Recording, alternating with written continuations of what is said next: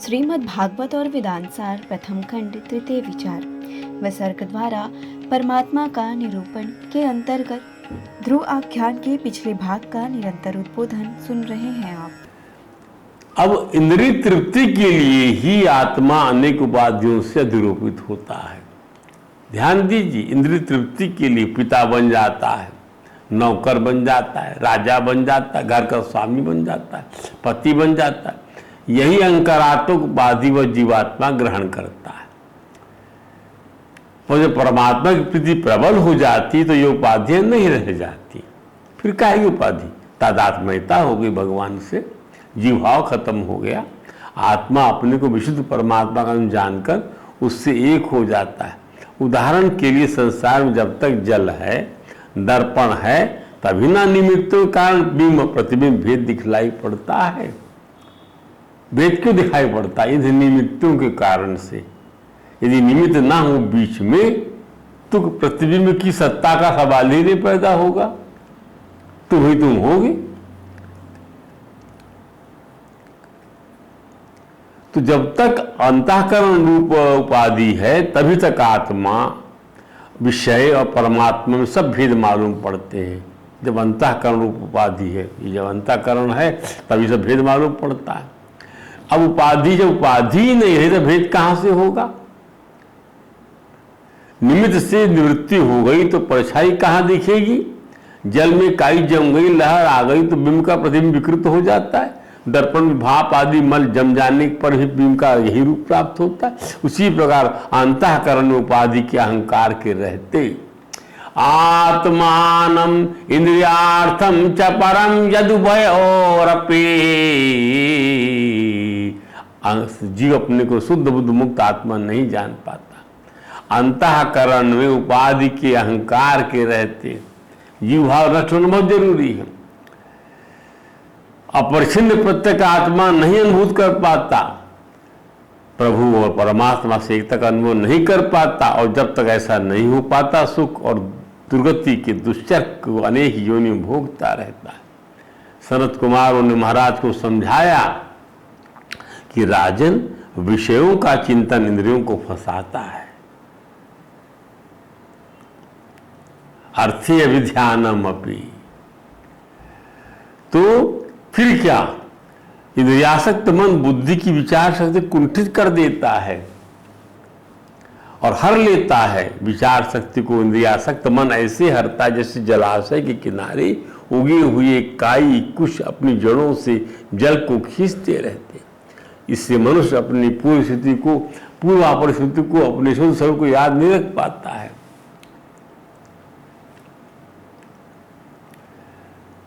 भ्रष्टति अनु, तो वह स्मृति भ्रष्ट हो जाता है और अपना ज्ञान खो बैठता है। इसको इस प्रकार से कहा संस्कृत में संत कुमारों ने, भ्रष्यत्यनु स्मृति चित्तम ज्ञान भ्रंशः स्मृति क्षय। जब आप इंद्रियों के द्वारा विषयों का ध्यान करोगे तो उससे द्वारा जो मन जो है खिंचा हुआ चला जाएगा और क्या हो जाएगा? इसके केस में आपकी स्मृति, चित्त की स्मृति चली जाती रहेगी और स्मृति जाने से ज्ञान नष्ट हो जाएगा। और इससे बड़ा नुकसान जो है, विद्वान कहते हैं आत्मा का, आत्मा के द्वारा और इससे बड़ा नुकसान नहीं हो सकता कि आपने अपनी आत्मा का नुकसान कर लिया। तदरोधम कवयः प्राहु आत्मा अपभन्नो आत्मना नाता परतरो लोके पुरुष स्वार्थ व्यतिक्रमाः। इससे बढ़कर इस लोक में मनुष्य का और सबसे बड़ा नुकसान कुछ नहीं हो सकता। यद आध्यन्यस्य प्रियस्तम आत्मना, जो सबसे आपका प्रियतम आत्मा है, स्वव्यतिक्रमात्, उसका ही आप जो है, उसका ही जो है आपने नाश कर दिया, उसका ही नाश कर दिया।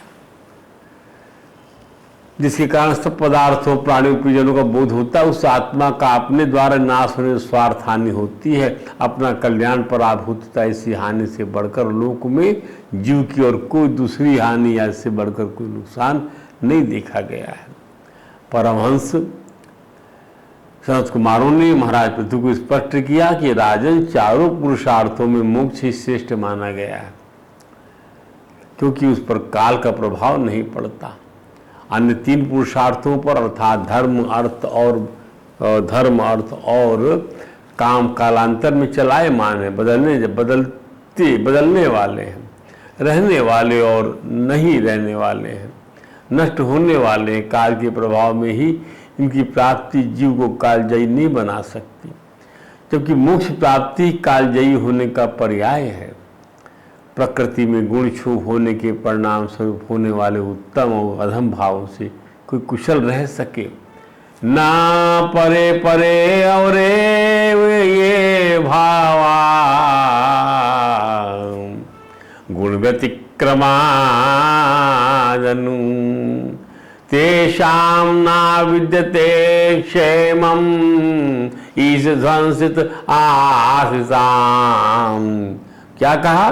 प्रकृति में क्षोभ होने के फलस्वरूप परिणाम स्वरूप होने वाले उत्तम और अधम भाव से कोई कुशल रह सके, ऐसा कोई भी प्राणी नहीं है। काल रूप परमात्मा सभी के कुशलों को कुचल देता है, यह बात सभी के समझ में आती है। परमहंस संत कुमारों ने अपने प्रवचन का उपसंहार करते वेदों के महावाक्य विवेक का बोध करा। कहा, राजन, तम अवैहि सोऽस्मि, अर्थात स्वयं को वही परमात्मा जानो, वही परमात्मा जो देह से आवृत्त है, वही परमात्मा जो इंद्रिय से आवृत्त है, वही परमात्मा जो प्राण से, बुद्धि से, अहंकार से आवृत्त है। सभी भूत प्राणियों के हृदय गुहा में जीव का नियामक बनकर सर्वत्र प्रकाशित हो रहा है। क्या बात!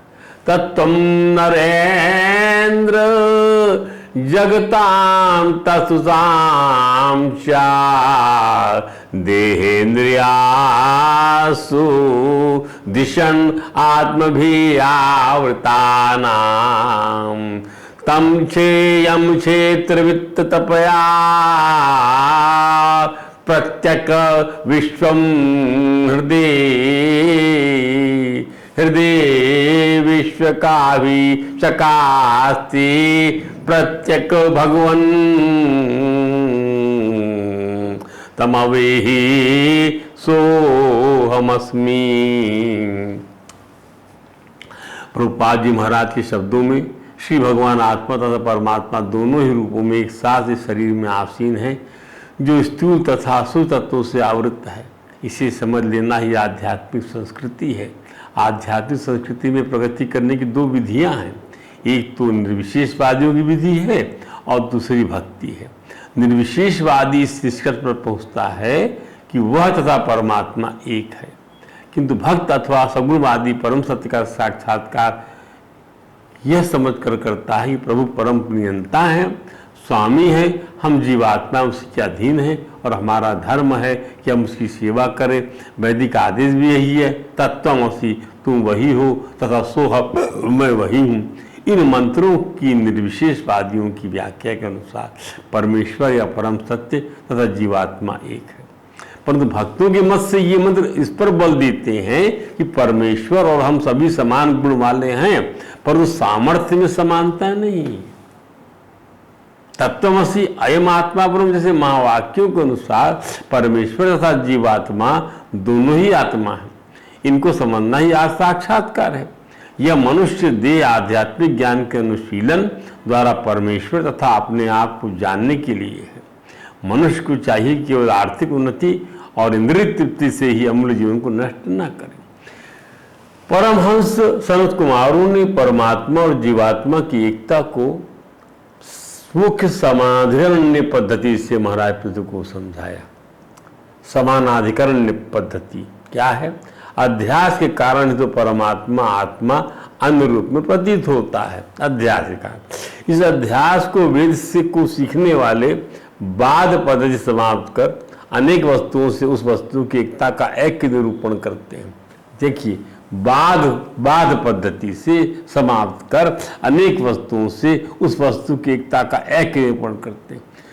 ध्यान दीजिएगा, बाध पद्धति समझा रहे हैं अध्यास को। अध्यास क्या है? झूठ में सत्य और सत्य में झूठ, ये अध्यास है। इसको बाद पद्धति से करना है कि जो है, जैसे उदाहरण के लिए क्या है, आत्मा में देह नहीं है, आत्मा में इंद्रिय नहीं है, आत्मा में जो है ये रुधिर नहीं है, कफ नहीं है, पित्त नहीं है, अतड़ियाँ नहीं है, ये जितनी चीज़ें हैं आत्मा में नहीं, ऐसा अब समझ लीजिए। नहीं है, नहीं है, बात कर दिया, अर्थात ये वस्तु बात करें उस वस्तु से, उस वस्तु की एकता का एक कर अनेक वस्तुओं से उस वस्तु की एकता का ऐक्य करते हैं। अरे सब वही वही तो है, सब वही वही जैसे वही वही कैसे एकता हो जाएगी? अरे जो मट्टी है वही तो ईंटा है, वही तो गिट्टी है, वही तो पत्थर है, जैसे लकड़ी है, अरे वही तो फर्नी, वही तो टेबल है, वही तो कुर्सी है, वही तो पलंग है। तो चार प्रकार से ऐक्य प्रवेश करने की पद्धति शास्त्रीय।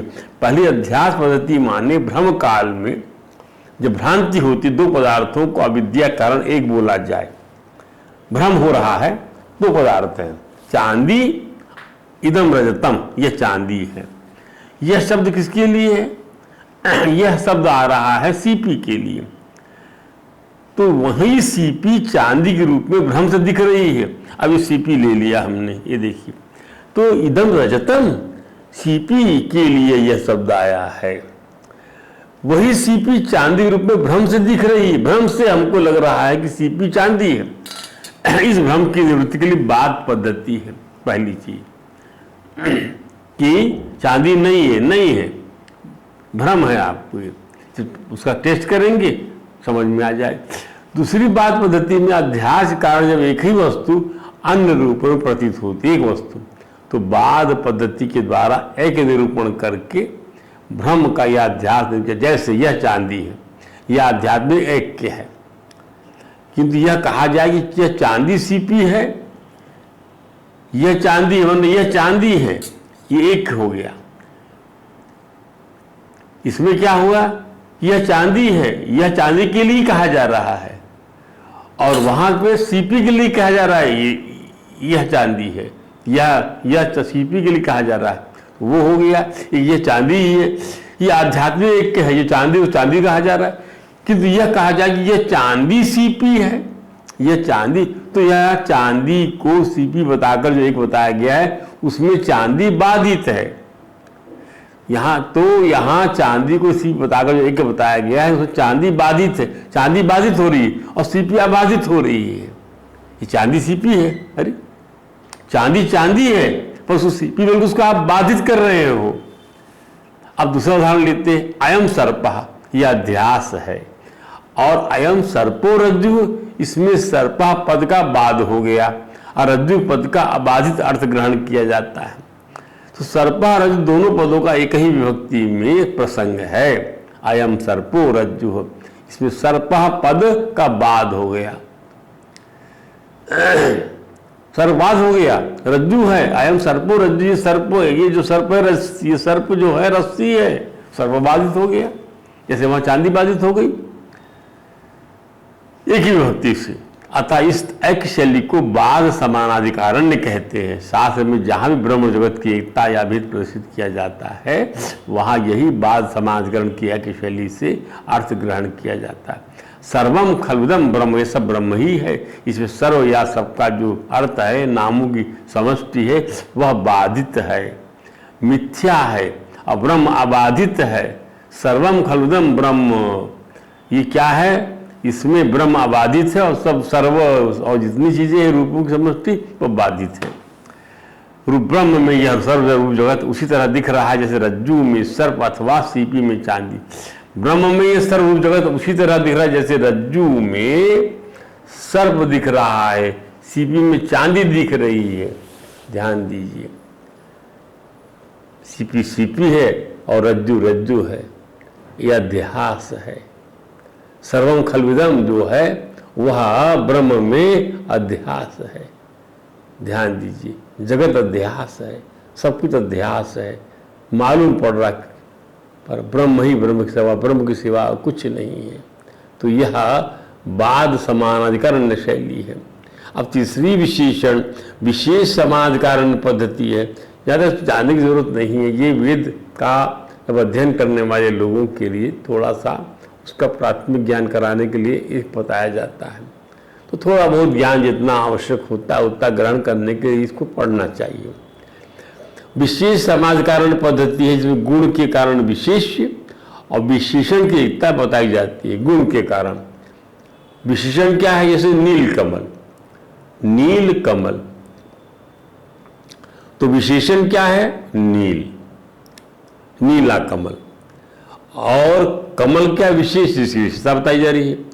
यहां कमल और उसकी नीलिमा का एक के प्रसंग है, तो विशेष और विशेषण की एकता बताई गई है। ये विशेष समाज कारण पद्धति है कि रंग के कारण दोनों के अंदर में एकता बताई जा रही है। परंतु परमहंस कुमारों ने महाराज पृथ्वी को मुख्य समाज कारण पद्धति से आत्मा परमात्मा के एक को समझाया, जीव और ब्रह्म के एक को समझाया, कि तू और मैं के एक को समझाया, वह और मैं के एक को समझाया। तम अवेही सो हम अस्मि। इस पद्धति में जब वाक्य में दो पद एक ही व्यक्ति प्रयुक्त होते हो, मुख्य अर्थ में दोनों एक ही हैं, तो वह समानाधिकार पद्धति जैसे सो अयम देवदत्ता, अर्थात ये वही देवदत्त है। अभी वाला देवदत्त नहीं है जो कल देखा गया था। वर्तमान भूतकाल में देखे गए प्राणी की एकता दिखाई जा रही है। यह न तो अध्यास शैली है क्योंकि दोनों व्यक्ति एक ही हैं, उल्लेखनीय है कि अध्यात्म दोनों वस्तुएं अलग होती हैं, न तो यह बाद शैली है क्योंकि स और अयम दोनों का अर्थ ग्रहण किया जा रहा है। जबकि बाद पद्धति में दो सर्वनाम होते हैं। तो तत्वमसि, अहम ब्रह्मास्मि, अयमात्मा ब्रह्म, प्रज्ञानम ब्रह्म, सभी महावाक्यों में जीव और ईश्वर की उपाधियों के अंतर्गत त्याग करके सजदा आनंद अंश में जो उनकी एकता है उस एकता का ही ग्रहण किया जाता है। यह मुख्य समानाधिकरण शैली से ऐक्य प्रदर्शन है। तत्वमसि में तत्व पदों का समन्वय, अहम ब्रह्मास्मि में मैं और अहम और ब्रह्म पदों का समन्वय, प्रज्ञानम ब्रह्म पदों का समन्वय इसी मुख्य समानाधिकरण शैली से निरूपित हुआ। अब आइए तत्वमसि। तत् माने सत्य, तत् माने सत्य। श्रुति कहती है यत् तत् तत् सत्य, यत् तत् सत् सत्य, यत् सत्य तत् तत्, अर्थात जो तत् है वही सत्य है, जो सत्य है वही तत् है। तनोति निखिलम जगत तत्, जो सारी दुनिया का ताना बाना है वह तत् है। सद्विद्या में वही अद्वितीय चेतन सत्ता है। ये ईश्वर का परमार्थ रूप ब्रह्म है। त्वम माने शुद्ध साक्षी, यह अहम का शोधित स्वरूप है। तत्वमसि का अर्थ है प्रत्येक व्यक्ति का जो शोधित अर्थ अहम अर्थ है वही ब्रह्म है। तो महाराज पृथु को सनत कुमारों ने यही समझाया कि महाराज आपका अपना आपा या आप स्वयं या आपका स्वरूप साक्षी आत्मा और एकदम वाच्य साक्षी पदार्थ वास्तव में एक ही अपरिच्छिन्न अखंड अद्वितीय वस्तु है। क्या? आपका अपना आपा या आप स्वयं या आपका स्वरूप साक्षी आत्मा और एकदम वाच्य जागतिक पदार्थ वास्तव में एक ही अपरिच्छिन्न अखंड अद्वितीय वस्तु। इस सृष्टि का जो अधिष्ठान ईश्वर रूप में शास्त्र वर्णन है वह कोई नहीं, तुम वही हो जिसको यह दृष्टि दिख रही है। इस श्लोक में हम और समझाएंगे आपको। अहम ब्रह्मास्मि तत्वस्मि, जो तत्पद लक्ष्य है, शुद्ध साथी चेतन है, वह अहम ब्रह्मास्मि में अहम पद लक्ष्य है। जो तत्वमसि में त्वम पद है वो अहम ब्रह्मास्मि में अहम पद है। उसी शुद्ध साक्षी को यहाँ ब्रह्म बताया जा रहा है। ब्रह्म पद का यहाँ वही लक्ष्य जो तत्पद का है। इस प्रकार तत्वमसि अर्थ में ही अहम ब्रह्मास्मि है। गुरु से कहता है तत्वमसि, ब्रह्म तुम ही हो। जैसे परमहंस सनत कुमार महाराज कह रहे हैं तत्वमसि महाराज को अहम ब्रह्मास्मि की न केवल अनुभूति होती है बल्कि साक्षात्कार होता है। और भगवान के द्वारा स्वयं ये कहा गया कि राजा के गुण स्वभाव से वे वशीभूत हैं, अर्थात भगवान ने खुद कहा था ये बात। और ब्रह्म और परम में तादात्म्य हो चुका है। उन्होंने महाराज से कहा, शरद कुमारों ने, इस मंत्र को समझिए।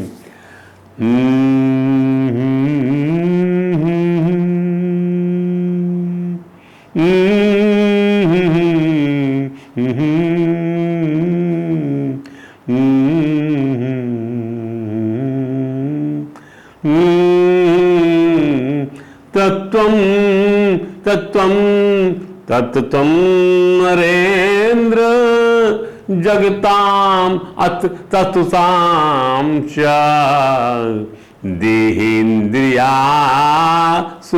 दिशनात्मभिरावृतानाम्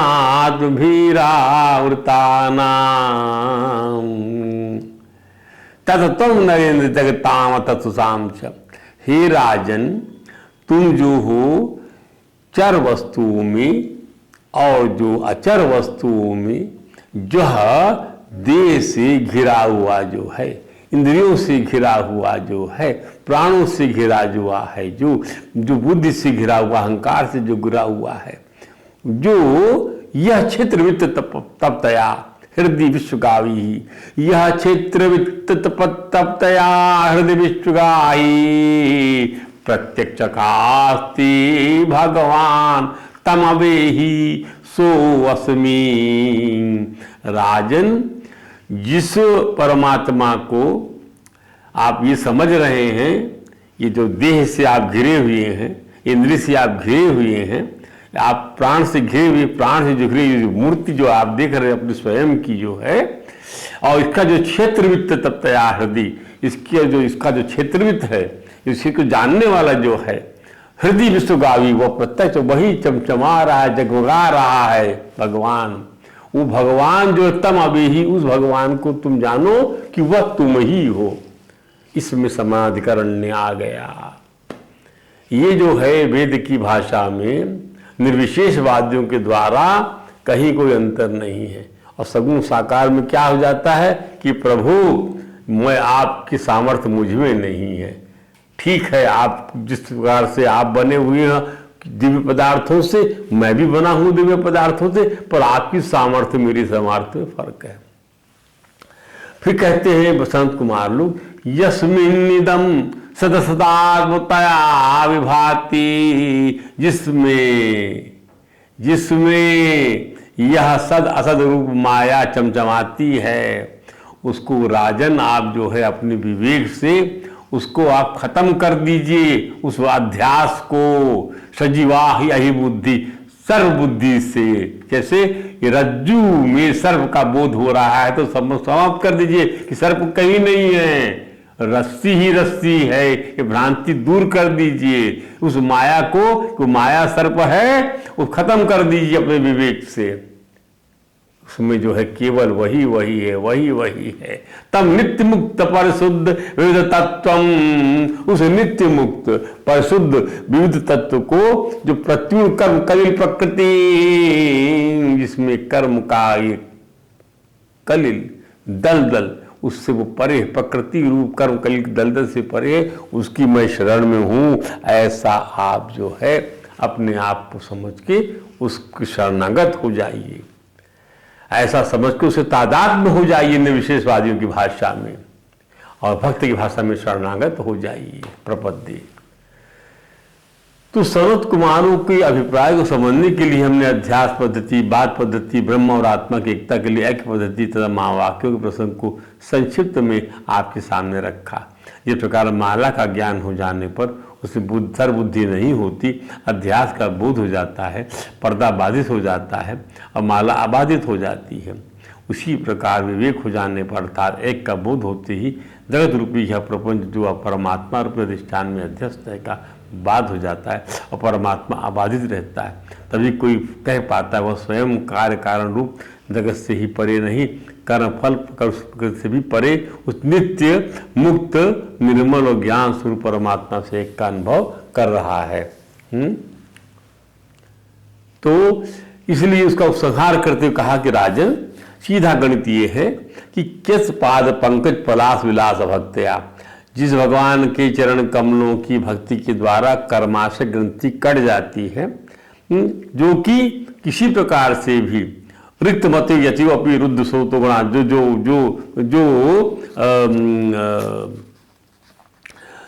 यति लोग करते हैं इंद्रियों का निरुद्ध करके विषयों से, उससे नहीं हो पाती, जैसे कि भगवान के चरणों की भक्ति से हो जाती, जो प्रत्याहार से नहीं हो पाती है। ऐसा समझाया तो उनके चरणों की भक्ति करिए। इस प्रकार से समझाकर इसको जो है यहाँ पर उन्होंने इस प्रसंग को विश्राम दिया है। कुछ और बातें इसकी रह गई हैं, वो कल आपको बताएंगे। आज प्रसंग को यहीं विश्राम देते हैं। बोली वृंदावन बिहारी लाल कीजिए। हरे राम राम राम हरे हरे, हरे कृष्ण कृष्ण कृष्ण हरे।